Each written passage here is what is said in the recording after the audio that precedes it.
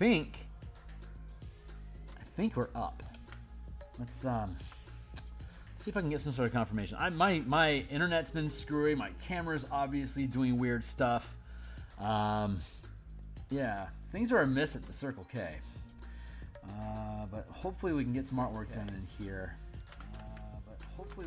Yeah, looks like we can. And I'm going to do this for a hot minute. Looks like we can. And it looks like my link is working. It looks like the volume's working. I'm going to do a social media blast here real quick. Give you my origin story. Tell you what we got going on today. And then we'll get to work for a couple hours. So, hey, my name's Phil. I create role-playing games. I illustrate them. I publish them online. And I've been running games for about 37 years. I've been creating content on the DMsGuild for 7 years, and I published the first Spelljammer book using 5th edition as the core mechanics 3 months ago. And so what we're doing right now is we're making expansions.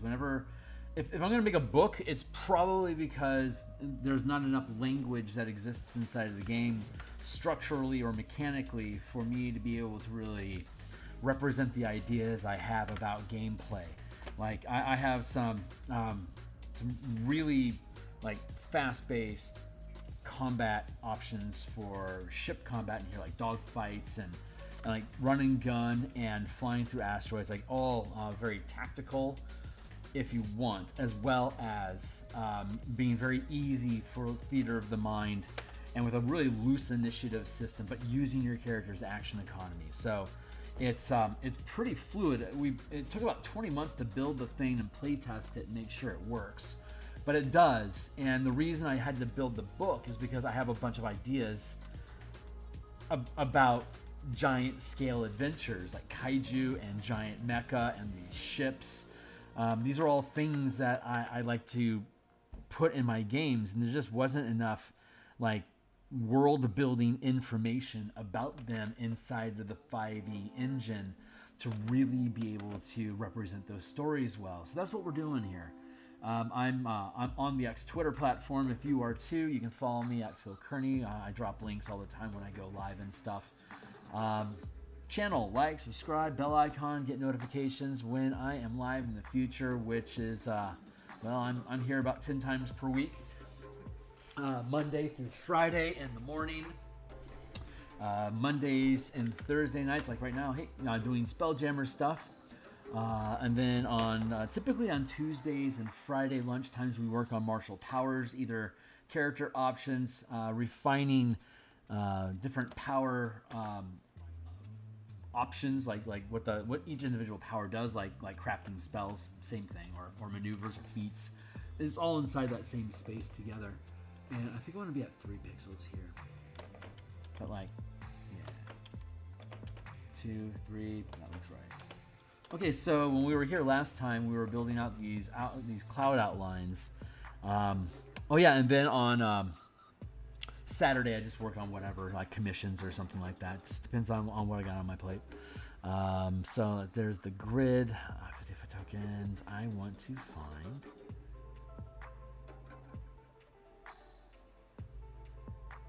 Wherefore is what mine? Battle map. Thank you. There we are. Okay. So, and if we get rid of the outlines, we have this battle map that we built, right? And we'll get rid of the grid. There. So we made this battle map for Vocath and your fleet to battle the astral elves. Where is my super suit? Why do you need to know? My evening is in danger. Yeah, there's Vocath's crab. Tiny on this big old field, ain't he? But there's a bunch of different ships that are involved as well. Let's see, the 500-foot scale. There we go. We got some squads here at the 500-foot scale, and we got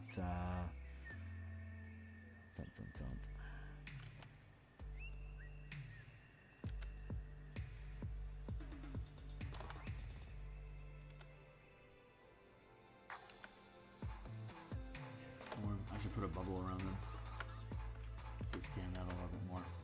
Well, that's right. We were fading out the background a little bit, so it wasn't quite so lush. It tends to drown out the ships a little bit.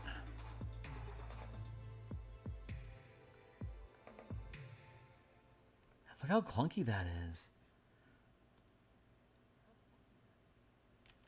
Am I just locked up? I feel like everything just locked up on me, man. I'm gonna hit save now while I can before something crazy happens.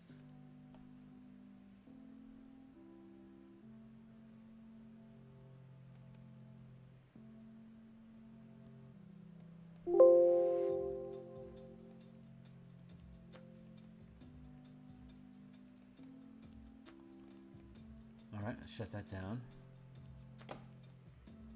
Something, there's some sort of a graphics card hiccup somewhere. Somebody's hating on somebody.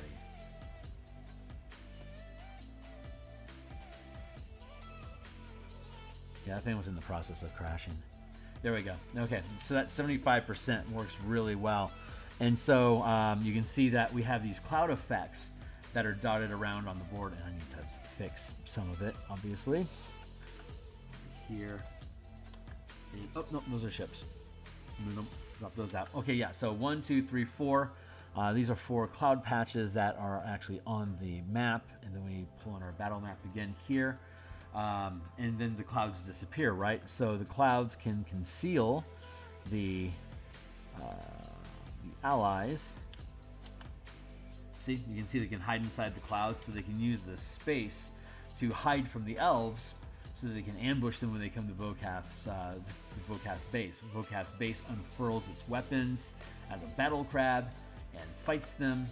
And if the team wins, like I've talked about before, if the team wins the battle, then all the allies who didn't lose ships in the battle are willing to assist you because you prove that you are capable of not only prior to this, you're fighting monsters in an arena to show them how personally brave you are. But this gives you a chance to also show them how tactically sound you are.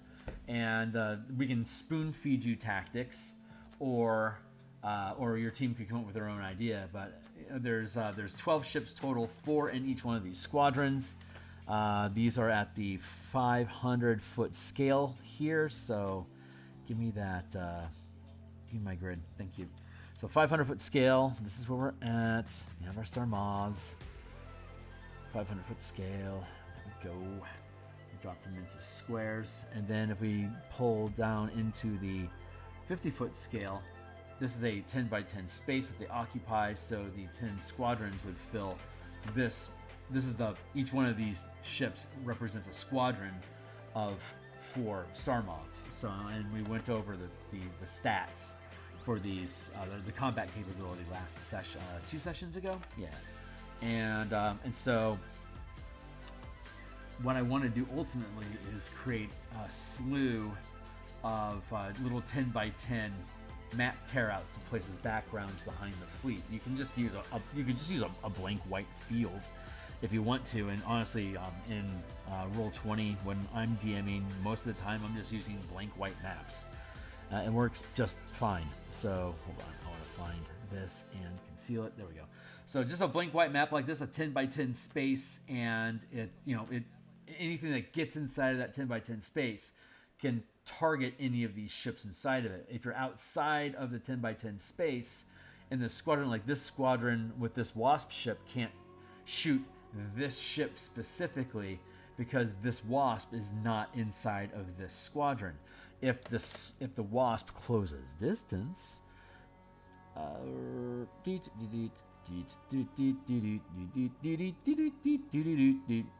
right, so if I close distance here, and then so I'm adjacent to it, so we would then scale out to the 50-foot scale and find my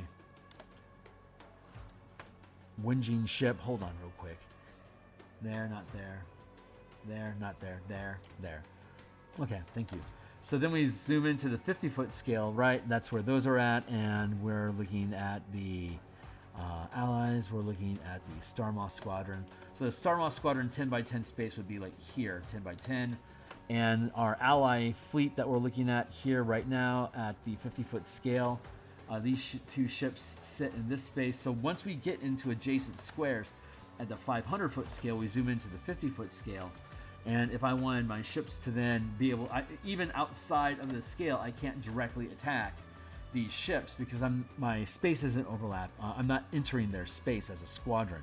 So what I could do though is at this 50-foot scale, I could fly my my wasp into their space, and now that I'm starting to occupy space with them, I can attack any of these ships that I want, but they can also attack me individually. While I don't occupy space inside of their squadron, they have to attack my ships as though they are a squadron as well. And so whoever is the commander of the squadron can choose how much damage goes to each ship, and if the pilot, if the commander of the ship has some sort of warding effect active, you can do like damage reduction and like resistance to the damage and siphon off hit points from it to reduce the amount of damage that either ship could potentially take, and then distribute it accordingly. But if during the challenge, if any ship that's lost, you have to convince them that you're a good leader, even if everyone else in the squad, in the fleet, kept their ships. I lost mine, so I need some more convincing. You just cost me a ship in this gambit. How do I know you're not going to cost me another one? So you got to get them a new ship, which Vocath will front for you, but as an aftermath of the adventure, you now basically have to run errands for Vocath until you pay off the debt, depending on the value of the gig that you're going to do. And we can create a menu list of different gigs, different price points that they offer to get out of debt, obviously at scaling challenge ratings. So you can take on cheap, easy stuff, which becomes seeds to bigger adventures that take up your space, or you can just go target high-risk threats and start chewing up change that way. So once we finish this challenge, that allows us to expand again into building a random quest generator with monetary values and CRs attached to it. So after you perform this challenge and you defeat the Astral Elves, here's a whole a whole list of stuff that Vocath can do for you, or things that you can do around Doomspace to clean the place up before it all goes to sink. So that's the idea. That's the idea. So that's what we're working on. So I got to make sure I have all my assets done. So let's get rid of the 50-foot scale stuff. I don't need that right now. Allies. Those are fine. And now we want to clean up the star moths.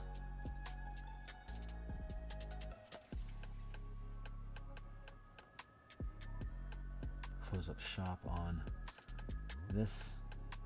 So we're just looking at, these are the ships that we have, and where did Vocath, there we go. I know there's a lot of ramp up time that we're doing here, but once we get it up and running, we'll be fine. So this is the total area that we have, and these are the obstacles that we create.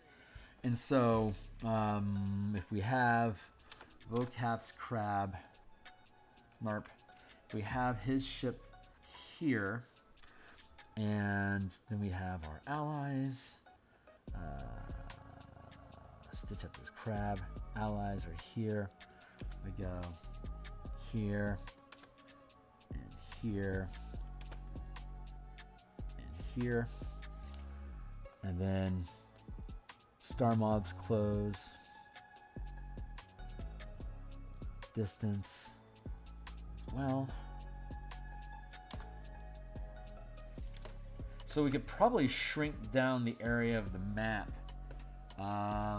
This is actually a pretty good, this is a decent size because there's enough running room just to be able to bug out.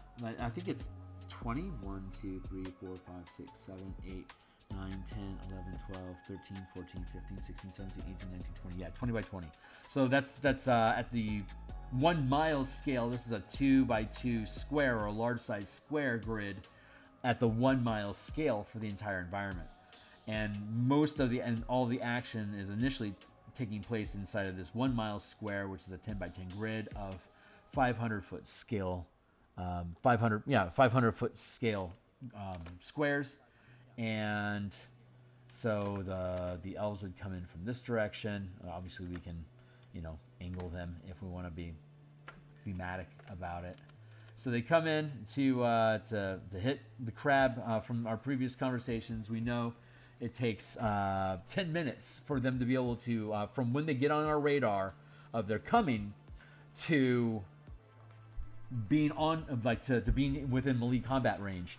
10 minutes. So the team has 10 minutes. So instead, the team can disappear into, like, leave one decoy. And so we'll leave this as a decoy, and we'll leave the wasps as a decoy here. And our team will bug off into the cloud cover here where it can't be seen. So that is the intent for this cloud coverage.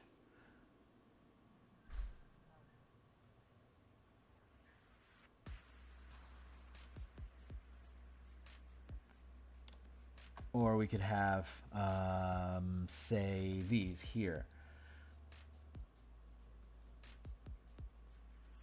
Then we bring our clouds back in. So 2 of the squadrons are missing. It only looks like there's Vocath's crab and a couple ships that are present. And so let's go back down into the 50-foot scale. That's Vocath's crab.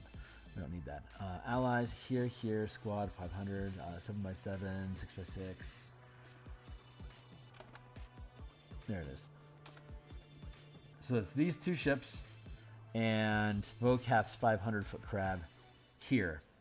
It's these 2, these 3 visible ships versus these 12 ships that are incoming. Obviously, they are outpacing the team. So they've got a total of 4 times. So they got a total of 48 squares worth of ship aboard. While we're looking at 10, 16 here. But we only have to knock out, once we knock out these 2 lead craft, the commander of the fleet will flee. So you can bug out that way. So the 2 squadrons that are hiding can attack the commander that's staying further back, for instance, if we wanted to.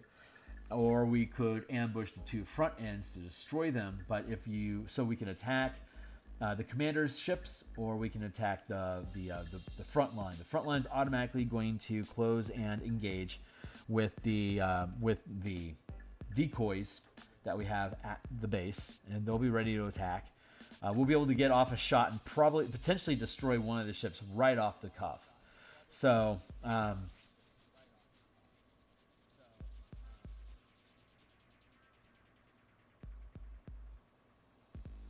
should only take about 2 rounds to eliminate one of the squadrons, and if we get lucky, another round later to destroy the 3rd. So if that's the case, then we could have this combat cleaned up in 4 rounds and potentially only lose maybe like three ships of the 8 that, oh, well, there's 6 factions, so that's like a 50-50. But it's minimizing the amount. If you get lucky, that's why I want to do playtesting for this, to see how easily is it to be able to carve through either the allies or the enemies, and we can buff accordingly. But again, that's the walkthrough, so you know what we're doing, why we're doing it. And so now we're going to back off all this stuff and get back into our pixels. So right now we are working on, some of this isn't very good, not very good looking cloud stuff. It's very pictography right now. So we're gonna fix that with better contour language, as it were, if it were, is what will be.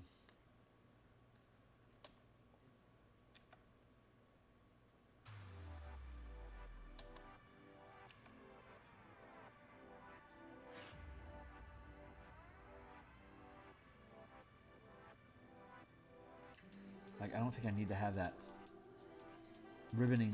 Yeah, see, that's just better ribboning. And that's there, and I'll take 2 pixels so I can just lean into these curves a little bit with a 2-pixel brush. Create this language, and for the most part, I want the clouds to be moving uniformly in the same direction. It's kind of like the same stuff that we were doing with the branches in the Eberron art token stream Tuesday. That's too much of a lump. We need to curve that down a little bit. There.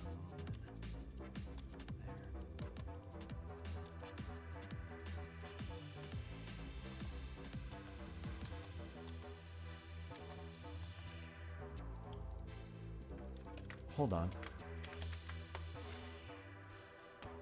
Excuse me for a hot second. I need to check in on Discord real quick. Something felt off, so I wanted to check in on that real quick here.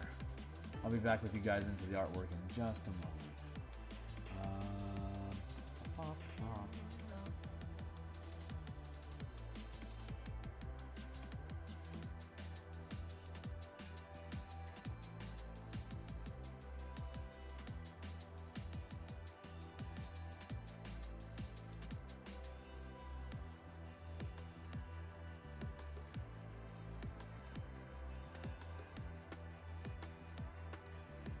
Cool. All right. There is a YouTube channel. After I finish, I'll put it down in the description down below. Ryan Doyle Verdigris game, Verdigris table, Verdigris table. Thank you. Verdigris table is how it's pronounced. He does YouTube content. He looks at system agnostic as well as Dungeons & Dragons 5th edition stuff. And I had absolute pleasure of hanging out with him for about an hour and a half earlier this week. And he put together a system-neutral, random character and campaign generator. It's basically just like random tables, right? So fun stuff. You roll the tables, you see what it comes up with and inspires. And so he published that on one bookshelf, Drive-Thru RPG, and invited me on. He invited me on, but just in general, he invites game designers to jump on and basically make random stuff with him using the book that he made, and so that was a real blast, showing up, and he pays me with talk time and exposure to his audience, which is awesome. So I got to talk about color mana and Spelljammer and like system design and how art and design can work together. And a little bit of my history and some of the unique stuff that I do, and basically like a bio for a little while, and just talk about what I got going on. And then we built some random characters, and we basically came up with a very Matrix style campaign setting where people were being basically lured into insanity so that an evil organization could harvest their chaos energy from their spirit to power otherworldly beings, which was pretty cool.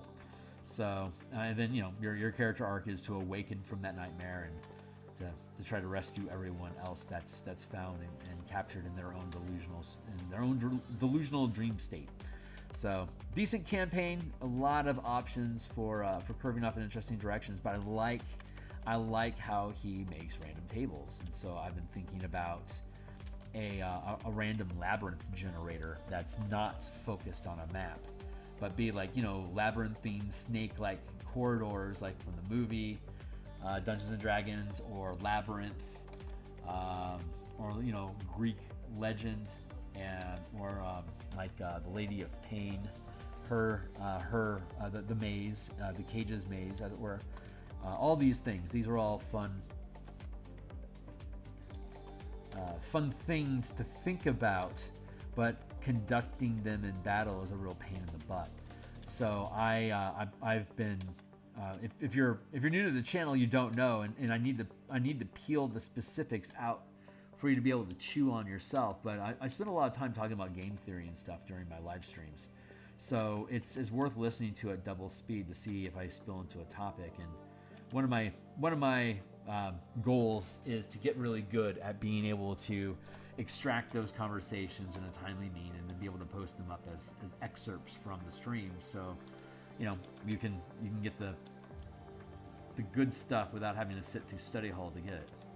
So but there's a lot of stuff that we've talked about, and changing the scope or the density of a challenge in 5e or other combat heavy games like finding a way to be able to express complicated, detailed ideas in a more simplified, what's the word I'm looking for? Concentrated narrative with minimal actual time engaged. Like, how fun would it be to spend like say a 4-hour session of meticulously mapping a snaking corridor labyrinth to see if you've missed somehow your way to the center of the labyrinth. And that is just like, what a pain in the ass. I have done that. Back in the old Beck Me and first edition days, that was a thing that we would do, and it sucked. So it really pulled us out of the dungeon. Like, once we got to that level of, like, that meta level narrative of building actual labyrinths as dungeons, it's like, it's time to get out of the dungeon. And I've never really, I love building sprawling complexes. I love theory crafting them and then thinking about how can they stay up and running, but I don't like mapping them out at the 5-foot scale because I don't. The spell, if anything, the Spelljammer book demonstrates that you don't have to think in 5-foot squares and still be able to have interesting 5e challenges. You just have to change like your scope of narrative and let your inner eye camera like pan out to see the bigger picture of, like, if this was a movie, where would the money shots be and how do we integrate those into the narrative of your game, regardless of what mechanical system, what operating system or what game engine you is your favorite. How can we refocus the narrative of these classic tropes and actually make them fun and fast and loose to be able to narrate, so that you don't have to make a big to-do out of just spontaneously throwing up a 500-mile labyrinth of unknown density. Like, how can we navigate that space? And I think we do that by changing the scale of the labyrinth from the 5-foot scale to the 50, 500, or even 1 mile or greater scale, so that we're thinking less and less about each individual step that somebody takes, but more about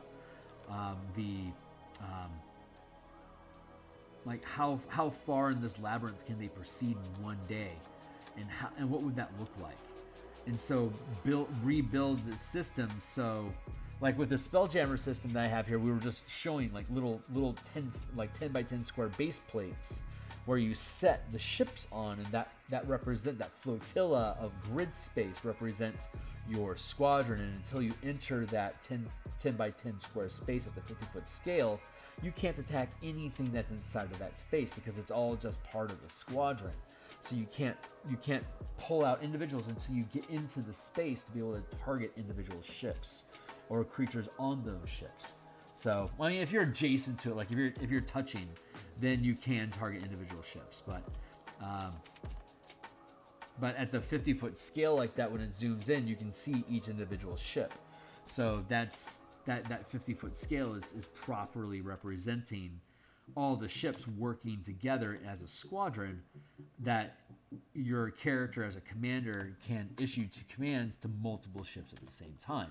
That's just using the basic Spelljammer squadron mechanics that we have in that book.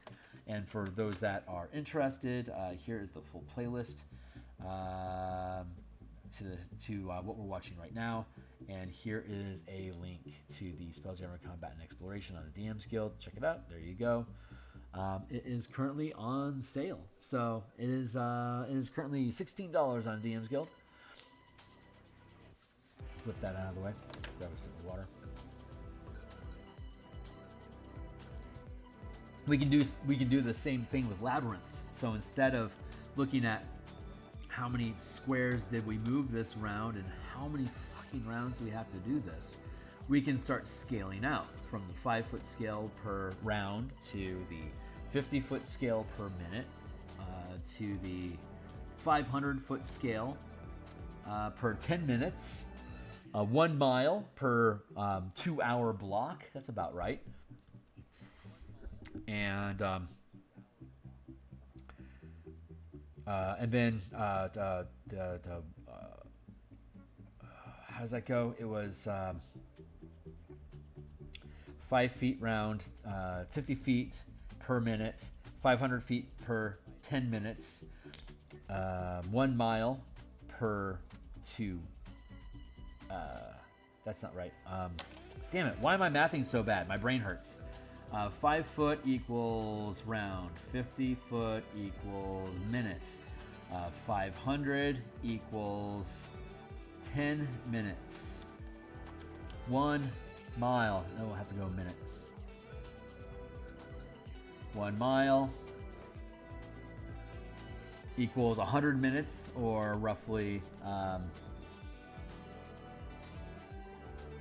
That is not right. 1 round, 1 minute. Oh, that's right. Sorry, yeah, that is right. That is per square. 2 miles. No, that's the 2-hour mark. And then it is 10 miles equals 24 hours. But humans can't go 24 hours per day. So that is not.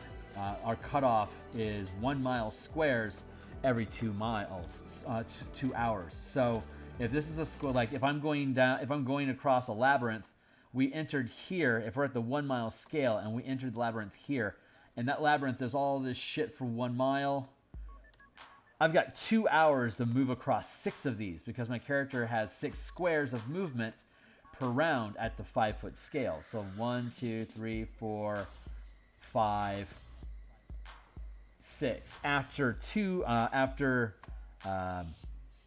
hours, I move 6 squares at the 1 mile scale.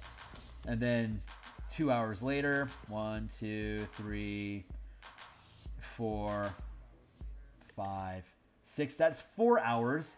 If I do that 2 more times, I have to take a long rest. I'm pushing into I'm forced marching. If I do 2 more of these, that'd be 12 squares, right? So 1, 2, 3, 4, 5, 6 hours. 1, 2, 3, 4, 5, 12 hours. There you go. So that 8 hours. So that's my 8-hour day. If I want to go into forced march and risk exhaustion, I can go another 6 miles, right? This is how large scale movement works over a distance. So you can build caverns that are miles in size, like Menzoberranzan or whatever, and navigate these spaces, and then zoom into smaller scales as you need to. Like if you want to have, say, 6 encounters per day, you can treat the labyrinth as difficult terrain, unless you're like a minotaur or something. In which case it would mean you wouldn't be able to do 24 squares in a day. You'd only be able to do 12. So 1, 2, 3, 4, 5, 6, 7, 8, 9, 10, 11, 12. So this is your day, and if you want to go further than this, you're going to be taking exhaustion. For every 6 squares you take, you'll take a degree of exhaustion. Plan accordingly. So because you got what, 16? You got 16 hours left. Okay, so it's 8 hours equals 4 blocks. And we've got 16 left, which equals 8 blocks. So it would be each.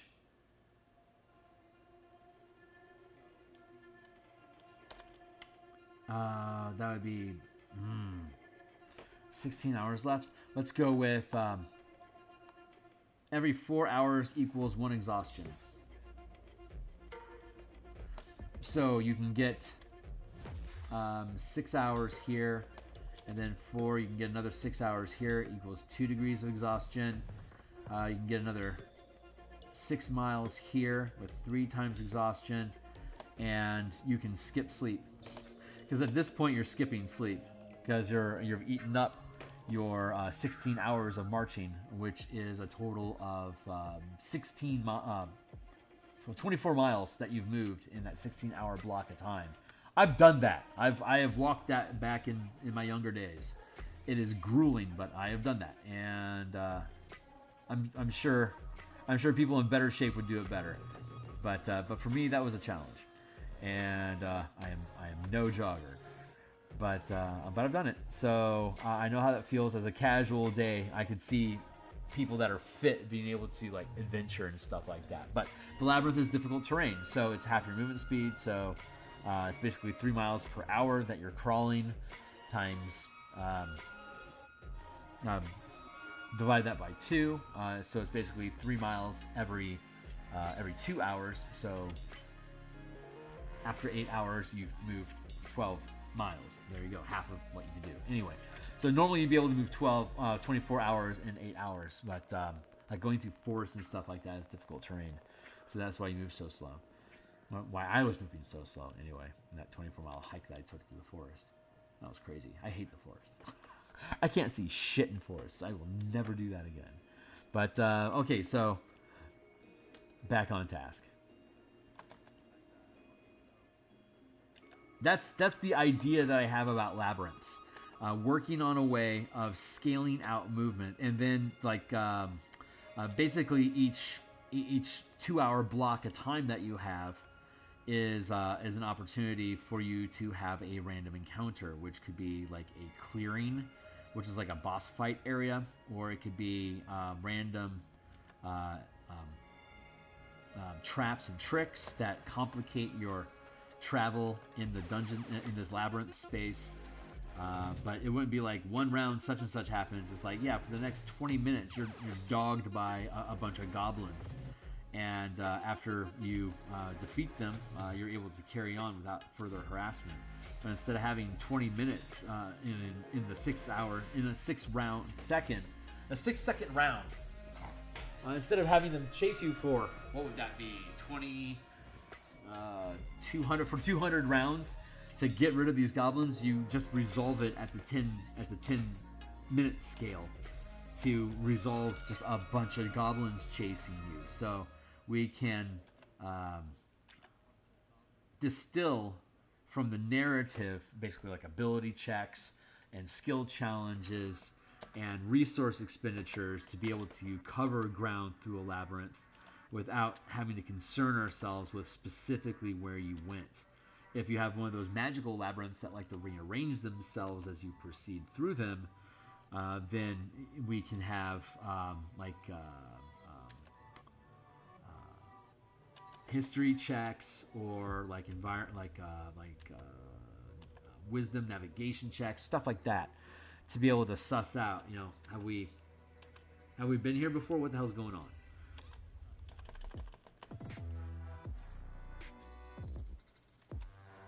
And so then we have the random encounters inside of the labyrinth, and like random boss fight locations, and provide some simple details about them, and we can have different like themes of labyrinth as we proceed through. Like if it's a 50-mile labyrinth, right, we might have, that's going to be like 4, maybe 5 days worth of travel. So we'll have an abundant opportunity to have a mix of different types of creatures, environments, hazards, which is kind of what I'm doing with the Ravnica Hex Crawl right now, honestly. But it would be in a more, I mentioned Deathgate Cycle to him. Deathgate Cycle was a Margaret Weis and Tracy Hickman series of novels, and one of the major characters is from this nightmare realm called the Labyrinth, which was a magical prison that was designed to slay the inhabitants. And they were the character was part of such a powerful sect of characters that they had to be like basically banished into this phantom zone, and then the place tries to kill them, but they're so powerful that they're actually able to build a society inside of this place of basically like runners, that like in a matrix-like environment where the environment is literally trying to kill you, and it can slowly change or rapidly depending on where you're at. It can change the rules. It can create monsters, kind of like Hunger Games, but the AI wants you dead. It's like you versus Skynet, and it has infinite resources to just magic stuff into existence. But there's, as far as I know, there's no set rules about that. But it's just basically random tables. So you just build the random tables and the themes that go with it, and then whatever cipher system or apocalypse world or whatever floats your boat. If it's a system neutral setting, then we can just build out random tables and make this thing basically a torture labyrinth generator. So that's an idea that I'm playing with. That there's absolutely no reason that would need to be on the DMsGuild. So that could be a fun little project to build out. And I had such a great time doing random stuff with Ryan. That's the thing that I'm going to pose to him. Like this is a thing that I've been slow cooking in the back of my head for a while, and I always think in 5e terms because that's my machine of preference as far as like challenge ratings and stuff go, like game engine. So the way that I think about resolving stuff is through that 5e lens. But if it's truly a system neutral table, we can then take whichever game mechanics we want and instill the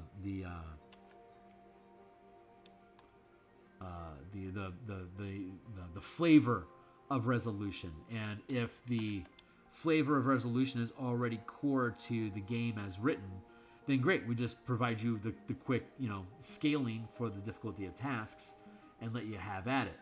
But like something like D&D isn't hardwired to do like broad narrative and few dice rolls without just completely ignoring the gamification of it altogether, because that's not the scale of adventure that 5e naturally works at. But something like Cipher System very naturally operates at that scale. So that would be like there could be a Cipher option to it. Like pick up this random book. If you want to play Cipher, here you go. If you want to play Mirror, you can use these options. If you want to do 5e, here you go. Pathfinder 2 works with that. Beckme, here you go. But once the system neutral idea is intact and functions to build things, and I'll probably just build 5e native with it, because that's the engine that I've used the most in the past 10 years. So I'll just think about 5e style of task resolutions, and then translate that. Like that's really easily translated into a Cipher System and Pathfinder. I think Apocalypse works off of the same general idea. Blades in the Dark could easily work. So there's a lot of fun options we can curve into. Here, so I'm creating this. This just feels a little less weird.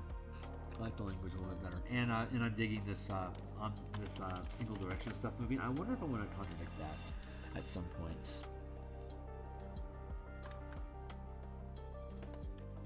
Like maybe it's a little bit too clean. Let's scuzz it up a little bit.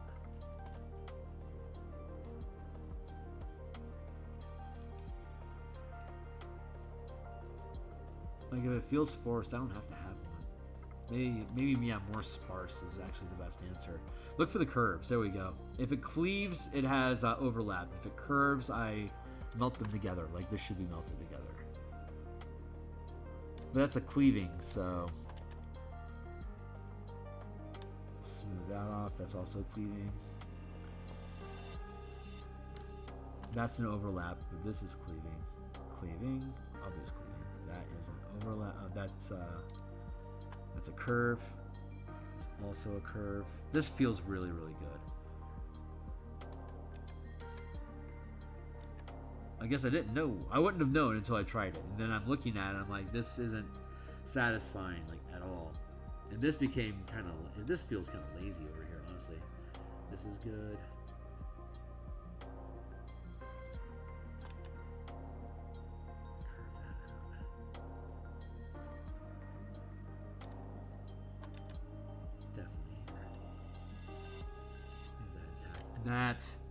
That feels a lot. That feels a lot better. I think I'm gonna bubble this out a little bit.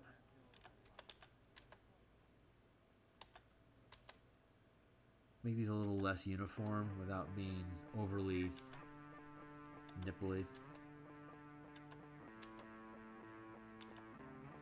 I'm not sure. I'm not like maybe it'd just be like a little PDF. Like we could publish it on our Patreon. Each of us could publish on our Patreon, and we could also put it on like ttrpg. And if he wants to build out tables, I can do some simple line art. I've been wanting to do ink work, like just line art, and this might be a really fun small end project that I'd be able to do that with, like on Saturdays or whatever,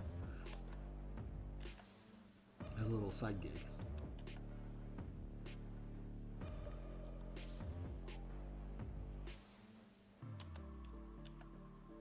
Anyway, it's an idea. It's something I'm playing with. It's something I'll probably eventually pull the trigger on.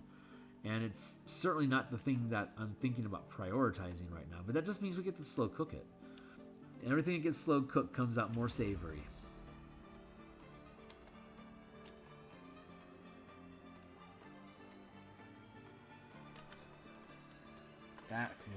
That's starting to feel really, really good. I'm starting to feel a jive. This is cool. Yeah, that feels real. I'm actually really happy with that. That feels pretty random.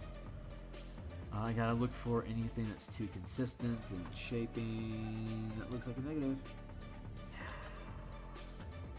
This should get blotted.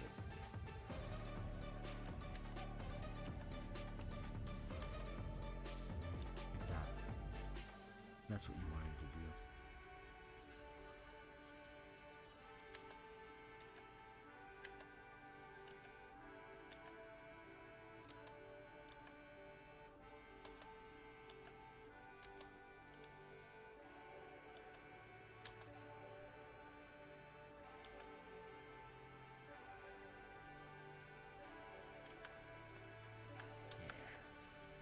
Good. All right. I like it.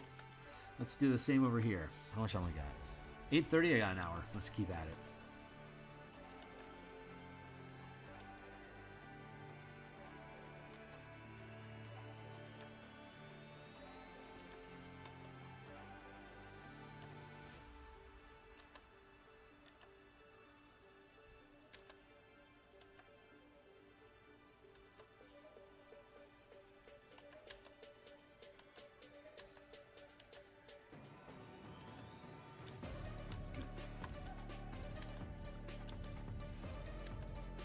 Oh, this is making life so much easier thinking like this now.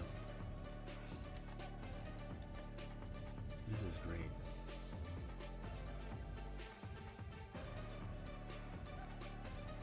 Just keep working our way around.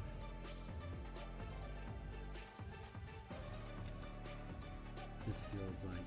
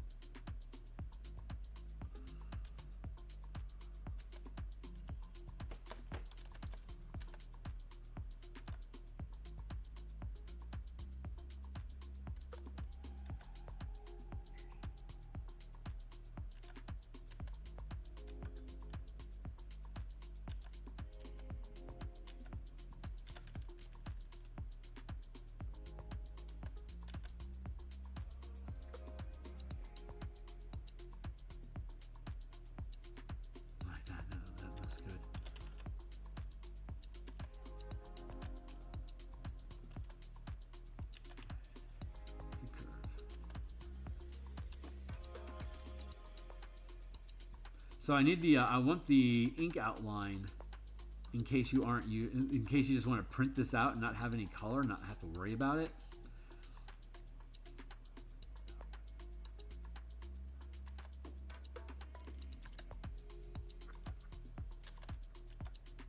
I do the color version because it's so easy to access for virtual tabletop.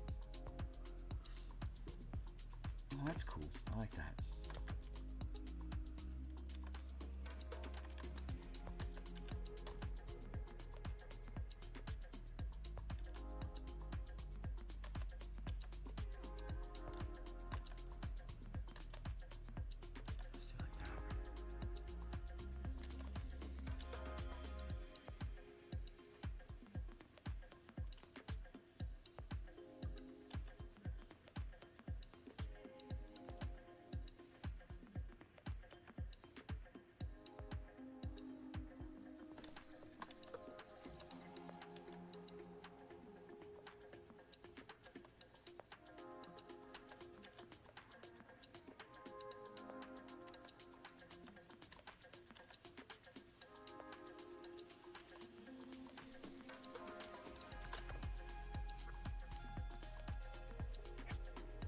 Oh,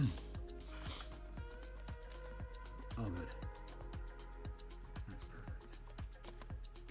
Just like that.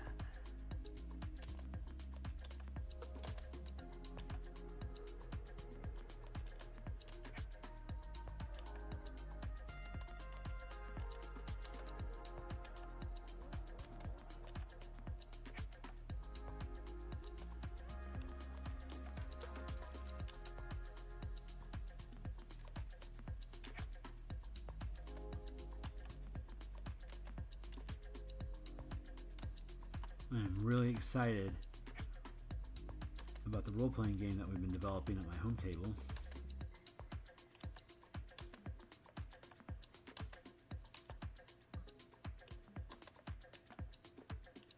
I realize I've been geeking out for the past few minutes in my head about using the role-playing system that we've been developing as an adventure space. Yeah, the labyrinth stuff for the role-playing game that I'm building. They go together really, really well. The way that it stacks up challenges and escalates problems for characters, and how characters have various options of being able to melt away threats that exist.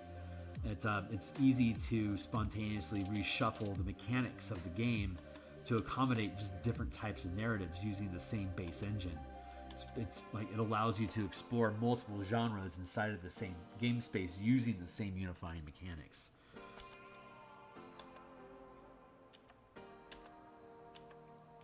It should, honestly, probably be my top priority as far as design work goes, because it is certainly the most profound.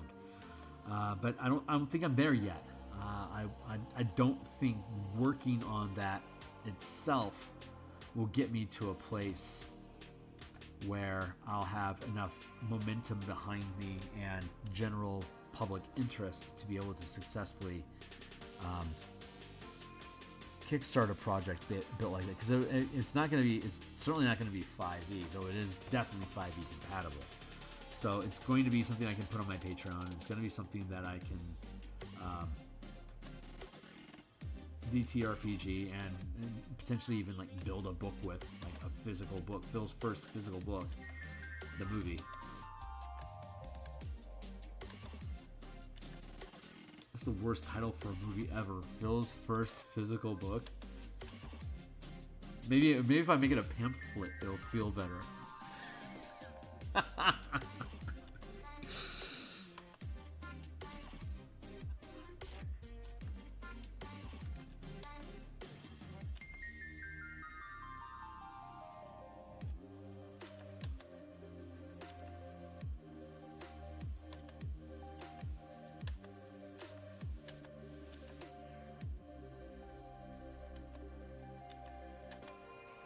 But I think something tells me that by the time, maybe the next 2 years or so, when I'm just about burned out on doing 5e stuff and I need to take a break from it, that'd be the perfect time for me to start working on this alternate role-playing system. I get to play for an hour a week currently until I make more formal playtest options available for third-party folks to check out.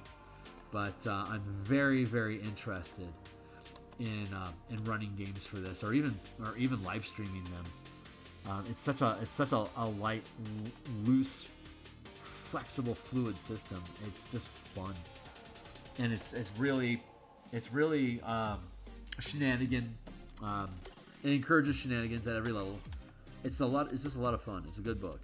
Or it's a good game, and I'm excited that I'm excited about moving out of 5e content. I know it's at this point. I just know it's an eventuality, and I'm all, like, for example, I'm going to start exporting art onto my Patreon so people can start grabbing stock art off of there. It has a shop. I should use it. So I guess I'm recalibrating the new, but once I get to that place, I think we're gonna have a lot of fun.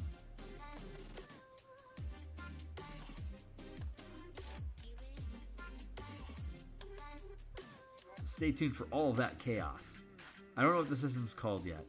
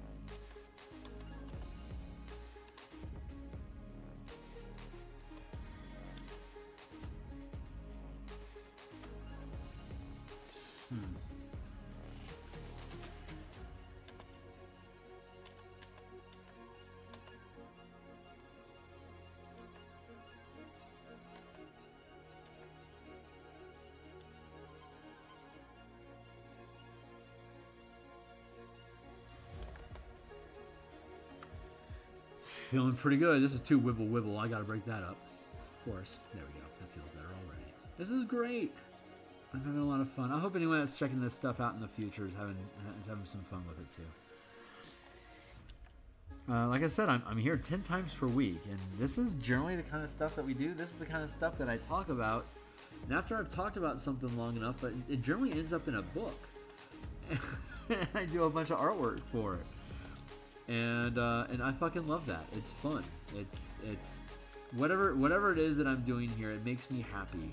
And it's a lot of work. Anything that's worth anything is a lot of grueling work and a lot of hours. And nothing worth your time ever comes quickly. Let me change that. Anything that's going to help you grow doesn't happen quickly. You can be blessed with a ton of resources and wealth and options for you to be able to basically wish things into existence. But chances are that stuff isn't, that it's distracting and not actually satisfying. The satisfying stuff comes from what you actually have to put labor into because you know that you earned it. But some people earn by optimizing the effort they have to invest into something. How can I get by with putting in as little care and attention to this thing as I can? And that is their own form of optimization, which also is respectable. It's kind of a different alignment, you know? Like if blue is meticulous and patient effort, red is just like slapping something in, and like black is like stealing somebody else's stuff.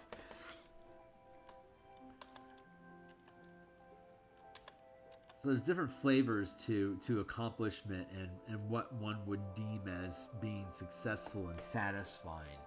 Like being able to cheat the system is your way of outsmarting the bureaucracy, which is very, very respectable.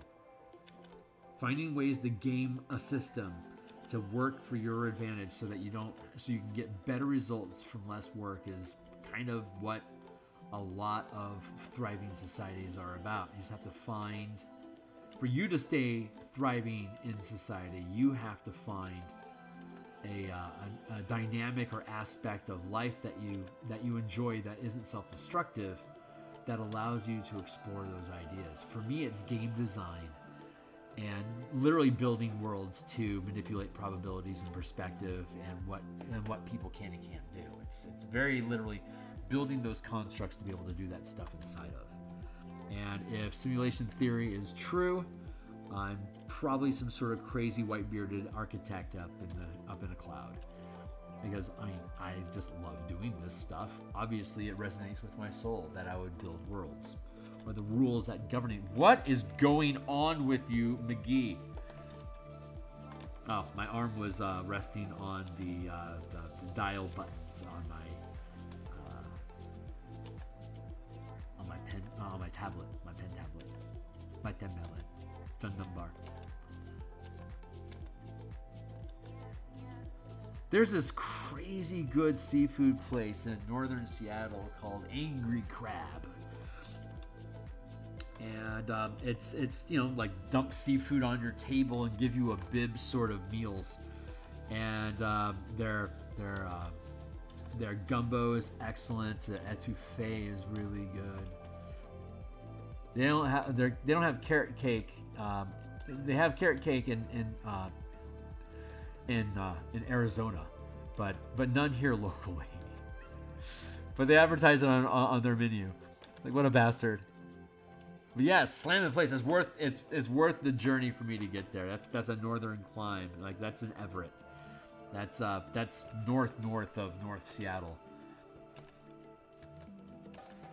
But it's worth the trip.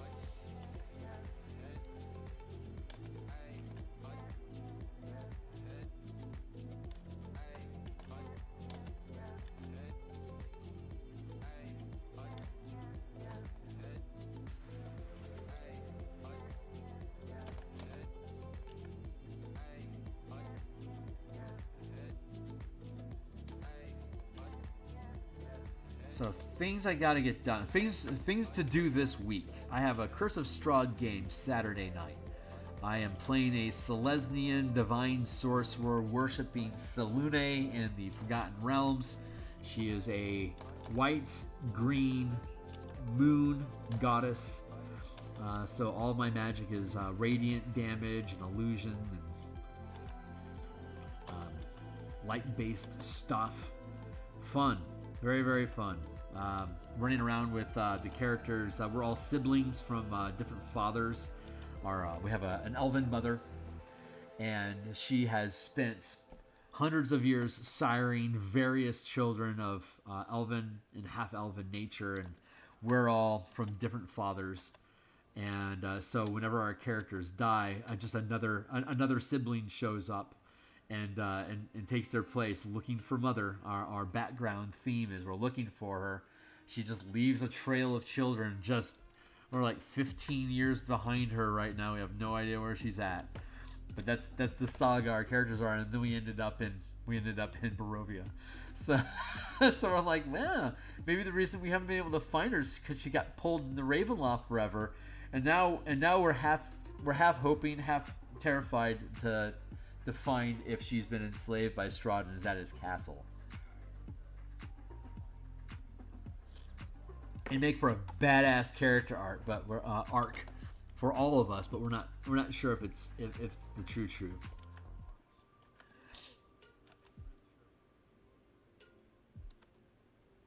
These are looking great though. This is I'm really liking how this line art is evolving.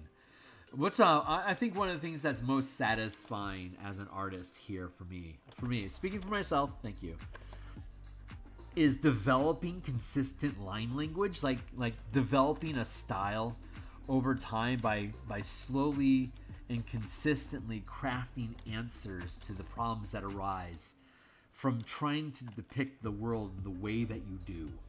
Like your style is you making an efficient means with the level of skill that you have to depict cool stuff that you are imagining happens. What tools can I build that express those ideas in a fashion that's quick enough for me to be able to be satisfied with those results combined together?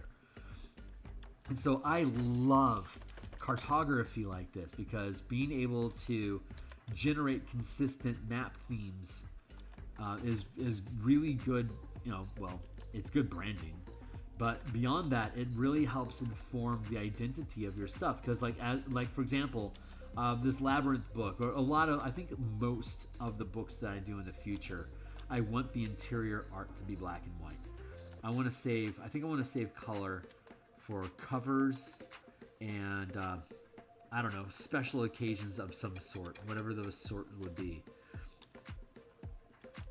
But I want to get back into doing line art. Ultimately, what I really want to do is have color, is to build color as an ink drawing. Choose a color for the line art, and then have a color wash underneath it, without being too concerned about being like ultra crisp on the details.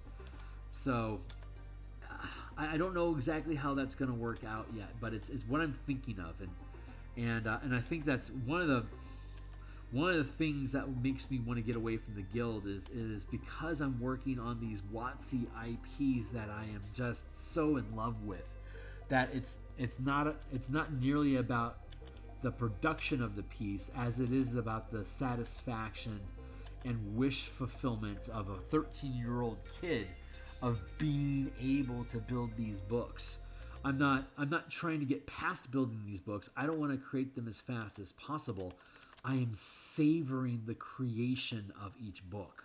So it takes me time to craft all these things because I'm really just very much savoring each bite and step of the way. Even when it's torturous and it feels like molasses, that's part of the struggle that I wanted to experience and appreciate when I was 13 and I started this. When I decided after getting role-playing books, I decided I wanted to take artwork seriously because there is amazing art. Like to be able to build that, what a dream! And with the visual limits I had, it's like that is what a way for me to prove to the world that I can do anything I fucking want. And so I did, and I'm still relishing in that victory. It's been like 20 years since I've started working in color, despite being colorblind, and I relish the victory.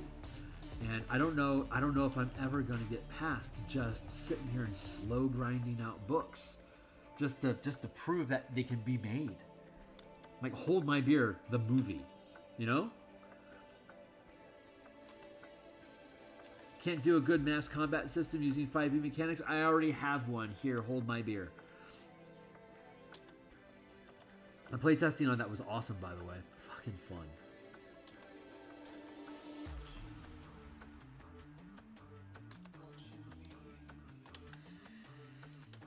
I have a distinct lack of squiggliness going on in this structure right now. It makes me feel like this should be... Yep.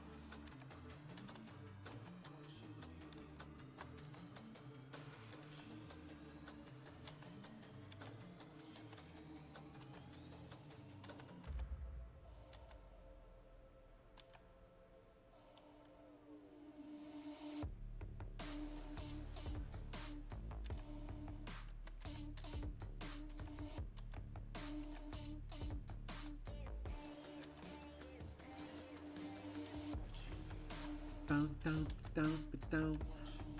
I like this song a lot.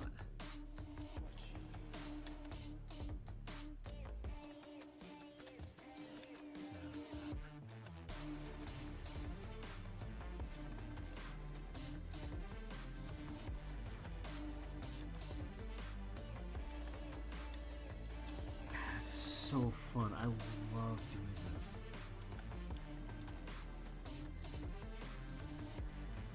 Where did we start? Oh my god, we're all over the place, dude. Alright, so it looks like I guess we started up in this corner here. Yeesh. Well, we got a way to go.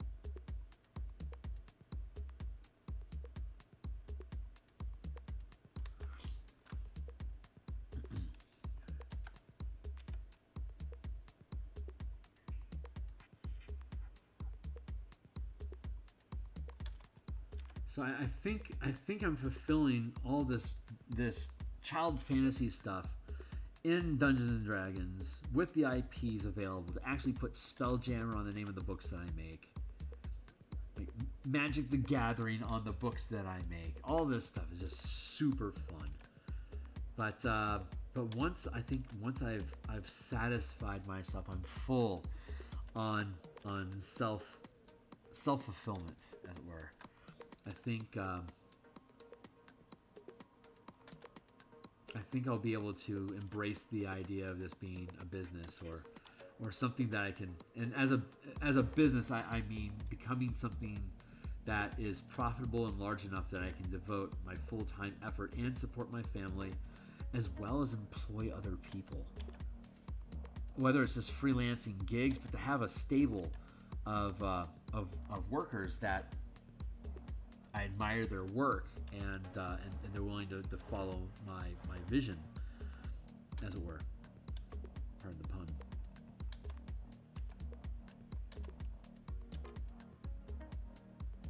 And I don't know. Like, I know I'm not there now, but maybe like in 5 years, maybe I will be. I don't know. I mean, I have to earn my audience. I have to earn my audience. I have to earn my place at the table. I have to demonstrate that the ideas I have resonate with people and that they're worth paying attention to. And that means that there's like a lot of infrastructure and business business practices, not ethics, but business practices that I'm going to need to implement to be able to evolve past being a self-actualized artist into an S-corp, you know?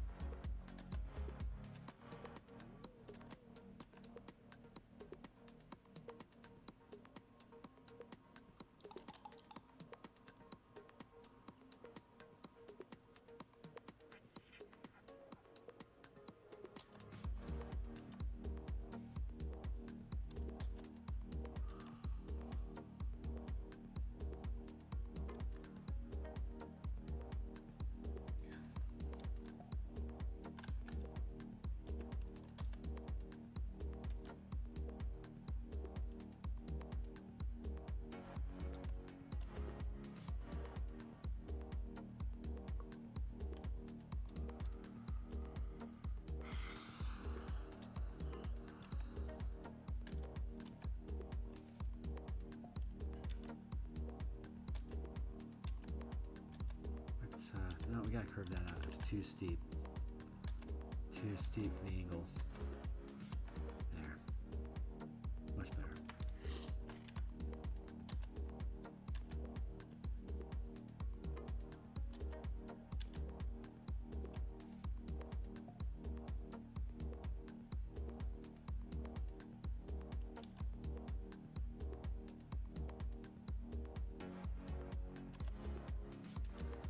In the course of all previous events, it is evident that something's about to happen.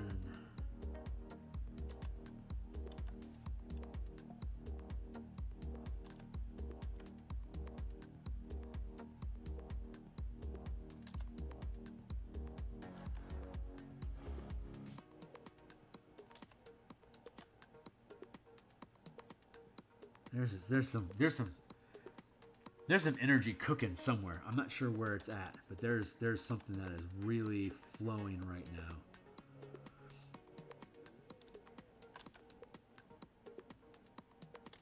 I feel like the top of my head is blowing open.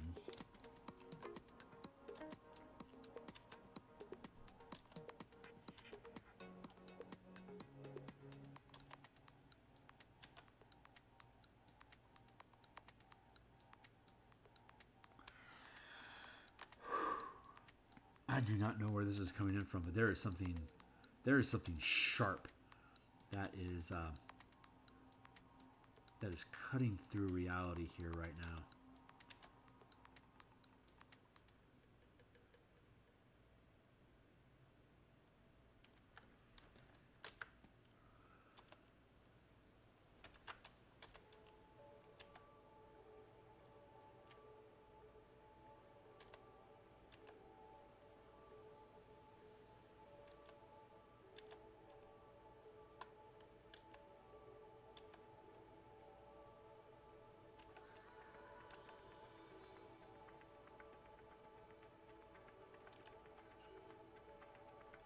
This is my little octopus sidekick.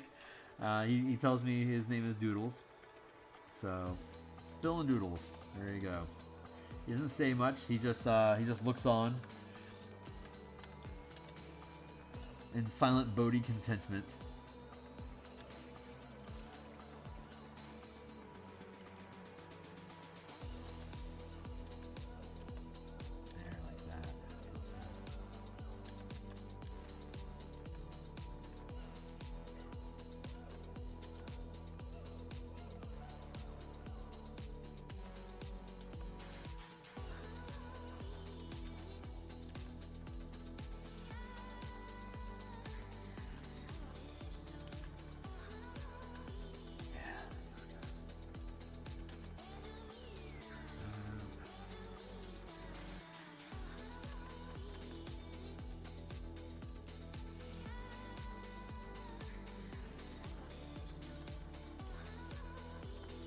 Excuse me for a second.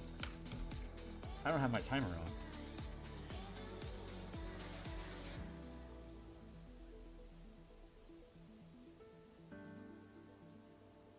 Let's see about getting my timer going.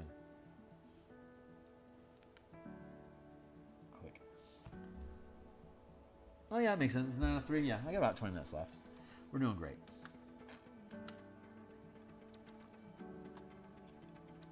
Wait, oh my god, we're on the third one. Wait.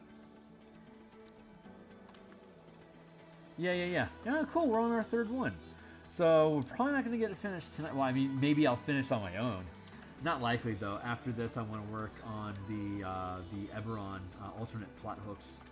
I've been fighting with a reformatting, and I've got a format that I like, but there's a lot of moving pieces that I need to make sure I have all the facts straight and the flow of the narrative stays lined up with how the information is being presented. Because each plot hook in the Eberron adventure provides you with different contacts, different resources, different goals, different pieces of information that help you achieve those goals, and different like magic items and stuff that you get equipped with towards the adventure.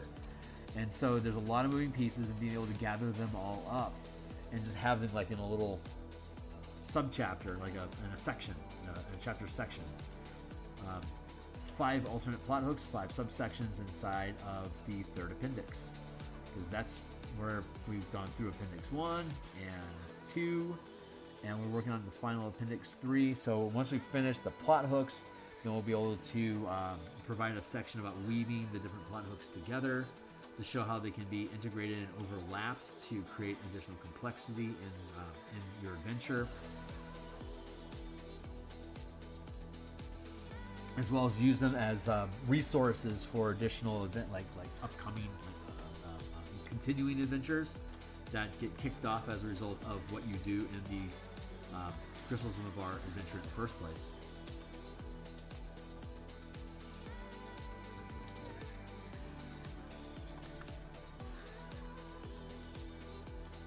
So it's been a real honestly, it's been a real bear trying to figure out how to format all that stuff, and sometimes I just bounce off of it. And but I'm starting to. I'm working on the third one now, and it's starting to flow smoothly.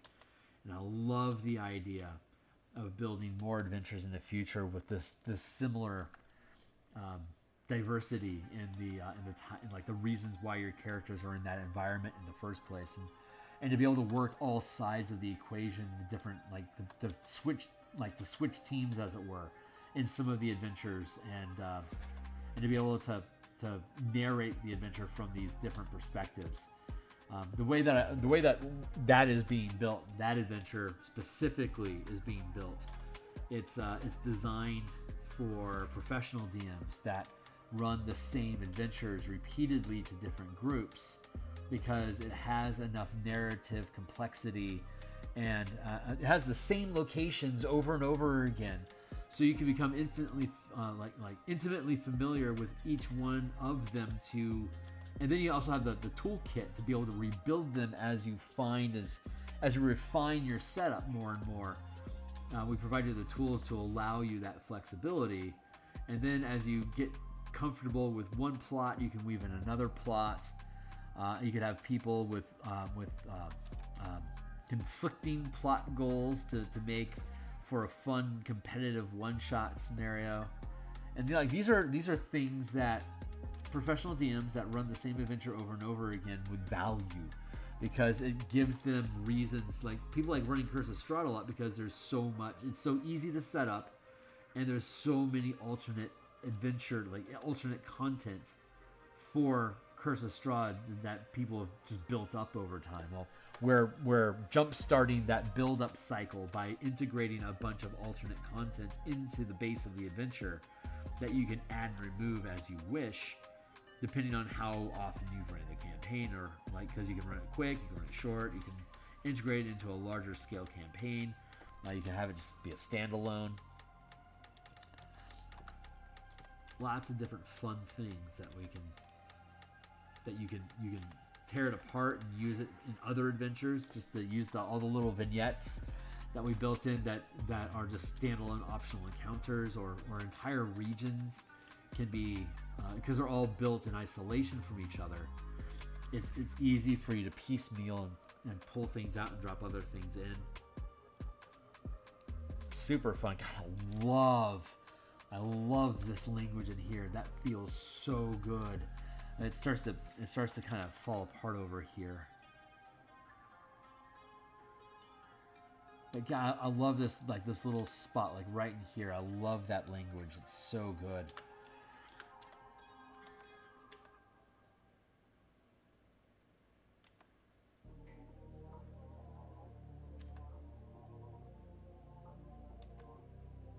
Let's do that.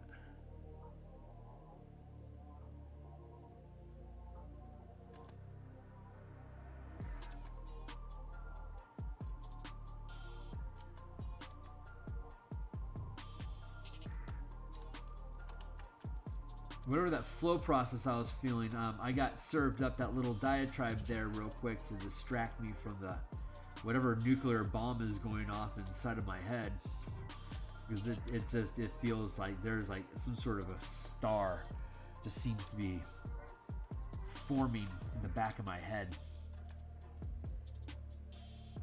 I don't smell toast, so I don't think I'm having a stroke or anything. There's something that is happening.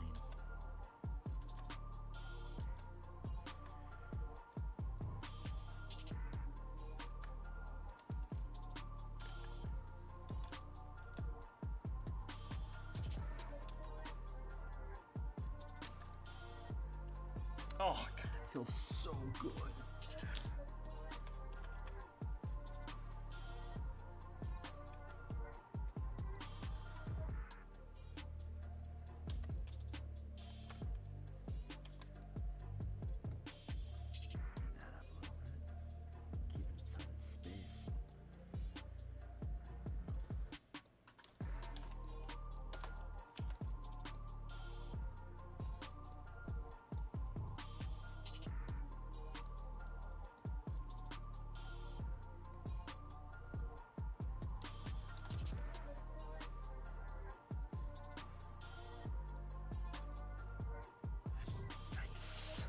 Get back into it.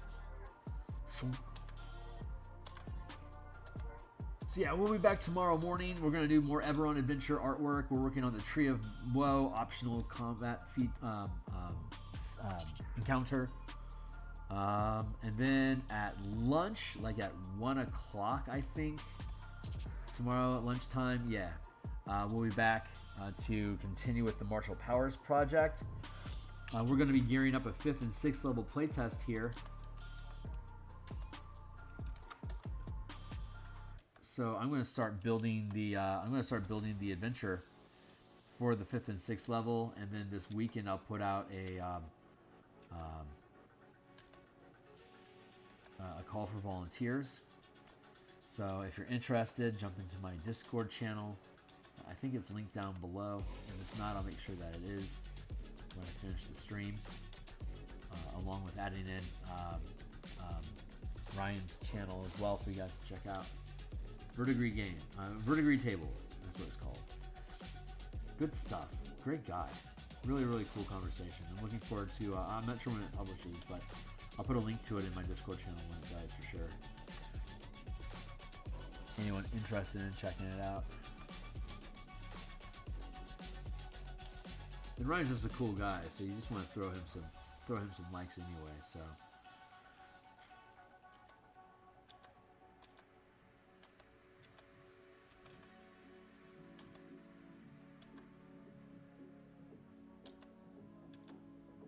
I like that. That feels right.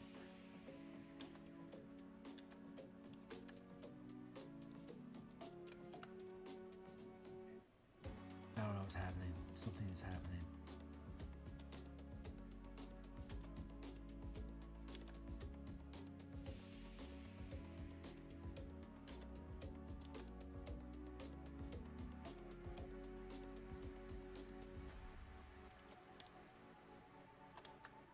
Hey, we completed it. Nice. God, that feels good. I love this style that we're developing for these clouds. So satisfying. Cross that out and push these in a bit. Don't hit the lines. Stay within your lines. Thank you.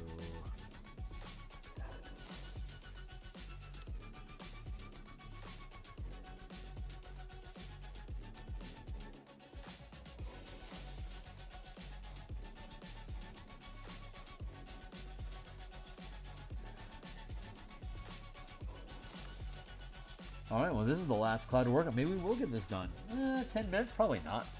I can stick around until it's done, though, so we have it. And then we'll figure out what the next piece is. The next piece might just be playtesting, honestly. Stats. We got to stat out the ships and then make sure the math works.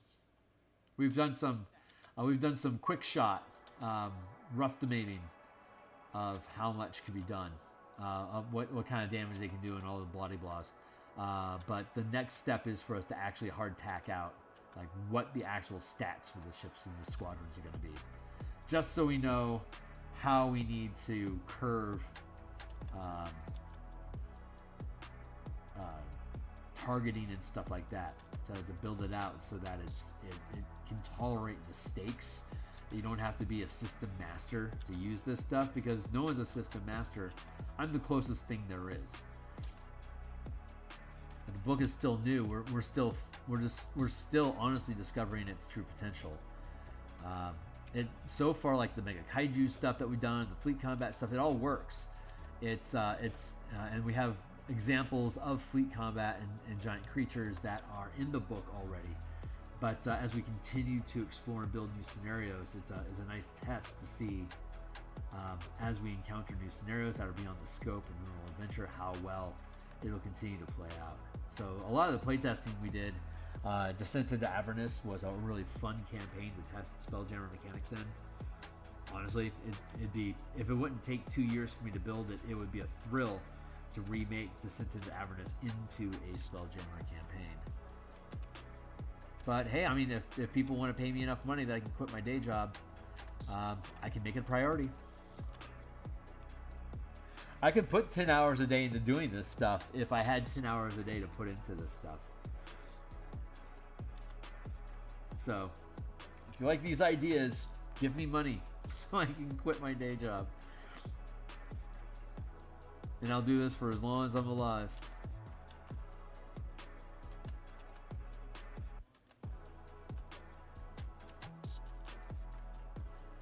But if it's my destiny, it can't be stopped. And I'll become the person that has that in their life, if it is what I'm supposed to have in my life. It's more about what's the feeling that thing is. What's the vibe? What's the lifestyle? What's the tasks and the enjoyment of that image, of that idea? What is actually being? What's my heart need when I think about that scenario, that sense of success?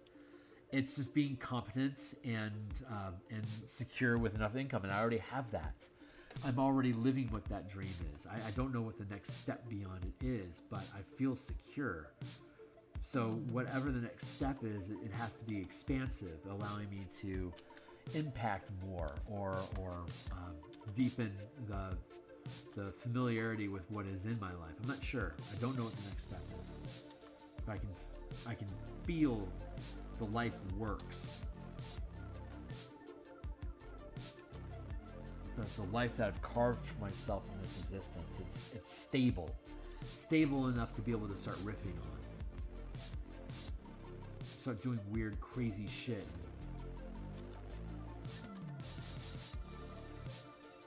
Whatever that's gonna be, like weird coincidences and strange timing, serendipitous activity. Watch out for that serendipity. It'll get you all dude all day.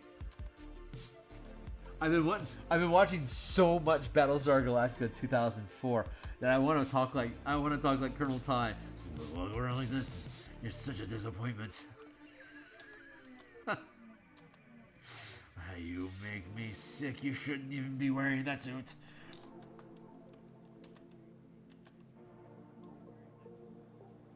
If you were made of sterner stuff, maybe you wouldn't be so weak. He's such a nasty man. It's so great. You can tell how much he hates himself when he yells at people. Like, God, you don't even see them. You just see what a fucking disappointment you are. It's impressive. It's a really impressive acting job. Where'd you go? There you are. Wait, come back.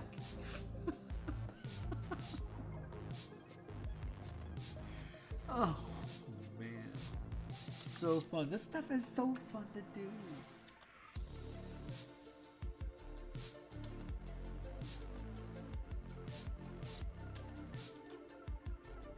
Hey, I spy with my eyes something that is text. What's up? Hey, bro, how you doing?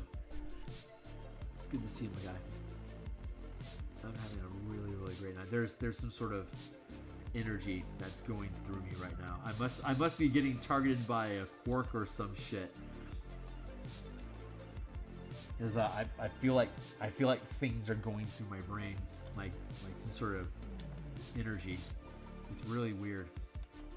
I'm not familiar with it, but it's peeling my head open, so it feels like it's letting personal hate out somehow. Like something's being healed inside, like in like real time, like in the past 10 minutes maybe.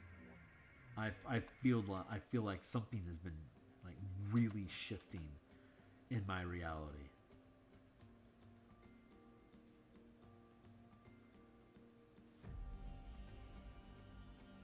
God, I love how that looks. What's up? Hey, right on, man. Welcome back. Welcome back to the land of the living. I'm sure they'll save a beer for you there.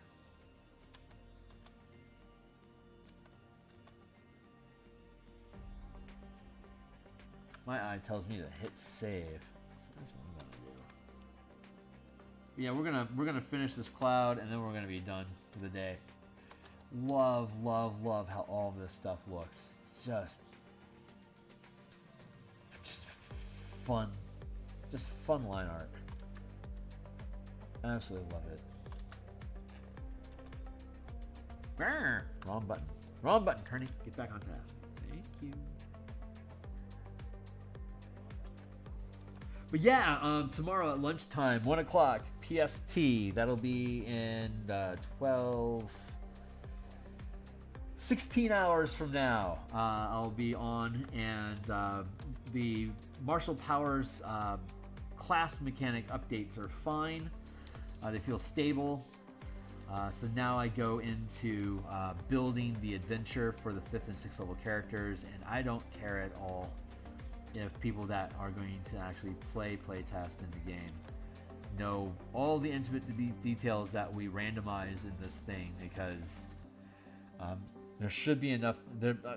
You guys can build your characters specifically spec'd to defeat the challenges that are created in this random random patch of Rubble Belt. If you can devise characters that can take it on and defeat it, like specifically speccing into defeating the things that we come up with, then cool. Have at it. Change your character. Build a new one each session. And just test the hell out of stuff and see what you can tear apart. That's the point of the testing, to make primarily, is it fun? Is it fun? It doesn't necessarily have to be fast. No one ever said anything in D&D was fast-paced. But it should be able to feel like you're making progress and resolving things and being able to expand on the ideas of your character with mechanics that you're capable of making use of with these characters. That's what I'm more interested in, is like how often can you do cool stuff and it feels like 5th and 6th level characters doing stuff. That's what I'm looking for.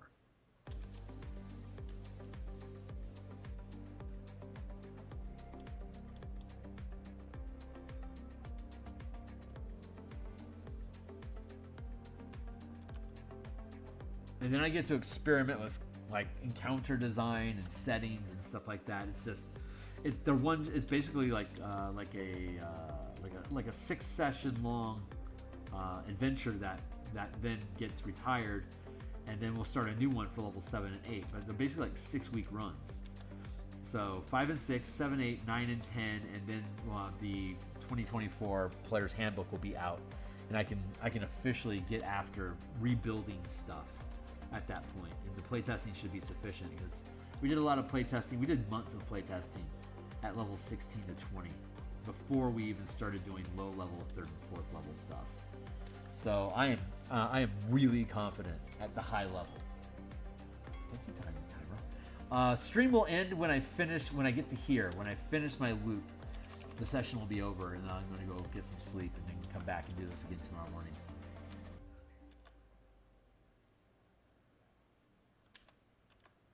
And we're also looking for broken mechanics. Stuff that doesn't work or does it, you know? Hold on, there's more text. I'll catch up with you.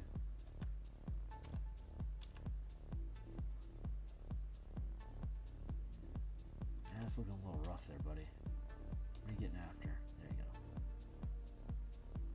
There. Alright, let's get back to where we're actually working. Hey, what's up? B. So come back to you. Absolutely. It's tactical. There's a lot of tactical stuff that you can do in it. And if you have a wide enough array of things to do tactically, it's not dull. It's just in depth. And if the mechanics don't get Like if the rules don't get more complicated than where 5e is at, roll a die, add into it, make some saving throws now and again. The complexity, the variety of options that you have doesn't increase the complexity, it just increases the things that you can decide to do. And then you can build a completely different, you know, whenever you take a long rest, you can completely refigure all the things that your character can do and approach a different action loop just to do something completely different. Fun.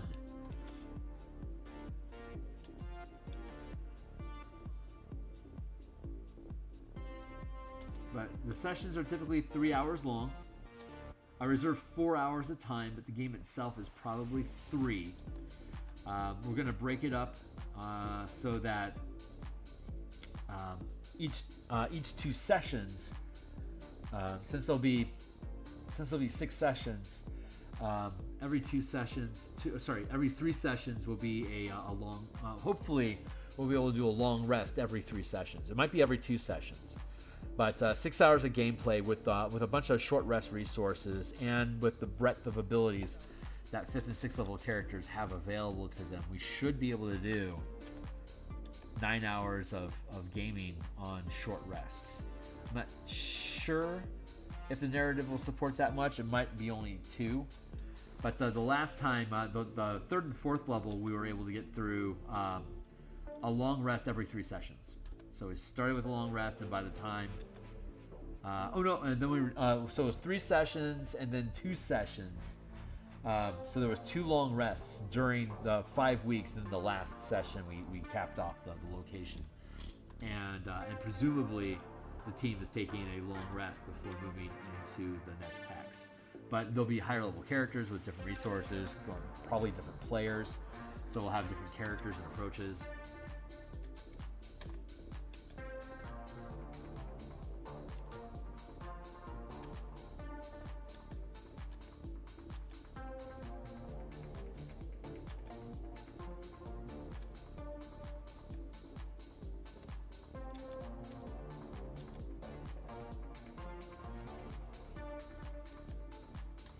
See more text. Give me a second.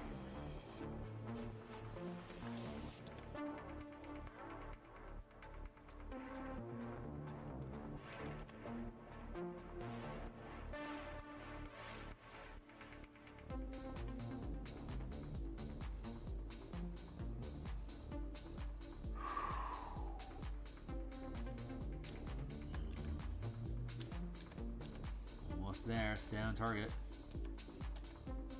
Oh wait, there's text I'm ignoring. Hold on. Oh.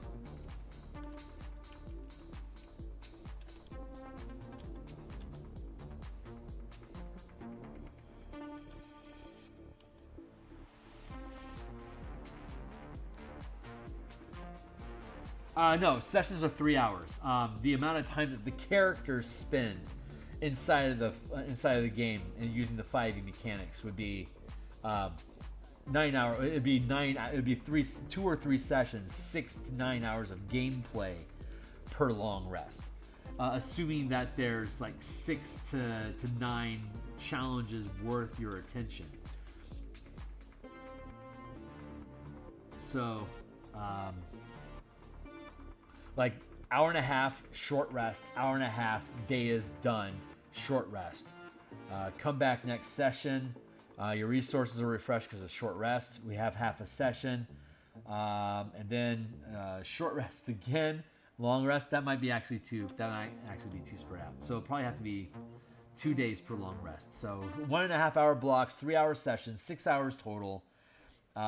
Short rest, halfway, short rest, into session. Next session, halfway through, short rest, and then into session, long rest. So it'd be 3 short rests and a long rest.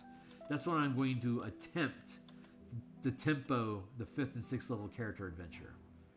So if as 6 hours of gameplay, if we have 6 to 8 worthy challenges, then we can afford to spend maybe 45 minutes to an hour per challenge, depending on what the challenge is, being a mix between basically combat and exploration challenges.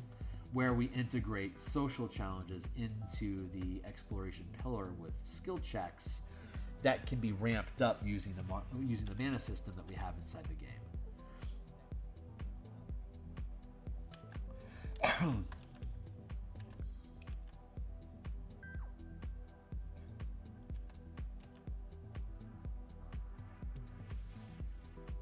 Oh, we're almost at the end. Here it comes.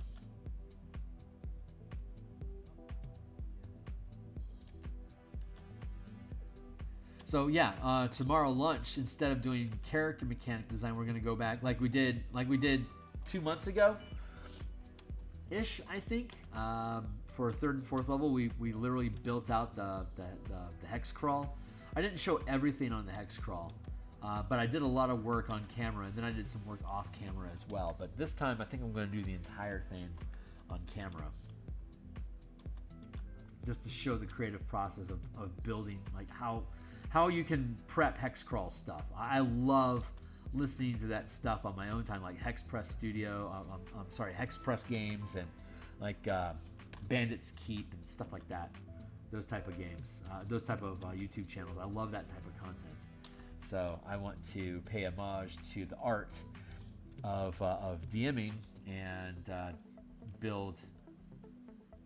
Since it's a West March hex crawl campaign by nature, I want to just lean into the ideation of the hex crawl itself, the type of challenges that the team might face as a result of the narratives that we randomize, and how we can take the mechanics that we already have in the game and lean into the narrative that we discover to make the mechanics that you have to play in the game better reflect the flavor of the challenges that we'll find during the course of this process. So that starts tomorrow at lunch. So about 16 hours? Yeah, about 16 hours from now, a little less, hopefully. Like this. All right, we did it. We finished the line art today. That is fantastic. So those tokens are done. Next time we're back on, it'll probably be Monday, and I don't think we're going to be working on this on Saturday. So Monday comes around, we'll be back at this in the evening. We do this Mondays and Thursday nights. We do lunch design streams on Tuesdays, Wednesdays, and Fridays. Well, sometimes Wednesdays. Sorry, Tuesdays and Fridays for sure. Sometimes Wednesdays, and then we do cartography and book art for the Eberron adventure on Monday through Friday in the morning. Saturday's a grab bag. We can do whatever we want. Not sure what I want to do yet. I'm leaving that open. Yeah, so there we are. All right, so that is it. I'm going to check out. Oh, thanks for showing up, man. Anyone else that's checking this out in the future, I really appreciate you. I'm going to have Ryan Doyle's link down in the description. Just give me 5 minutes. And if my Discord link isn't there already, it will be, so you can jump on board if you're interested in playtesting Martial Powers or the Fleet Spelljammer stuff as well. I'll be doing playtesting for both. So, later, guys. Cheers. I was trying to say later, Gator, but I failed. Anyway.